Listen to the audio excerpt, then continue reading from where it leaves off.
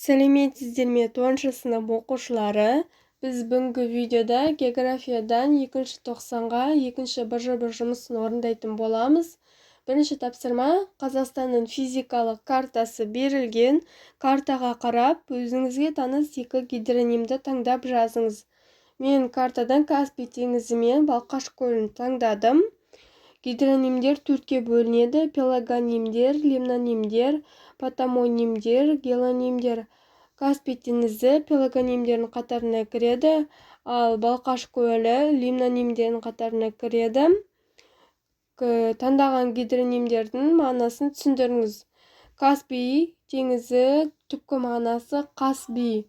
Балқаш сулы, балшықты, батпақты деген мағына.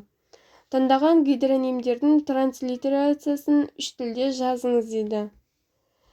Екінші тапсырма: берілген мәтін негізінде Каспий теңізінің экологиялық мәселесін жіктеңіз және шешу жолдарын ұсыныңыз.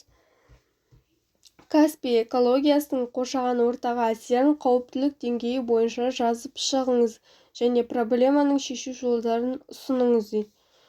Жоғары деңгей топырақ жамылғысына шешу жолдары: неліктен теңіз деңгейінің табиғи көтерілуі болып жатқанын анықтап, мәселені шешу. Төмен деңгейі, орта деңгейі судың ластануы, балықтардың санының азаюы.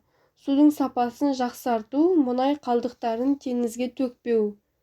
Осымен БЖБ жұмысы аяқталды. Каналға тіркеліп, видеоға лайк басып кетіңіздер.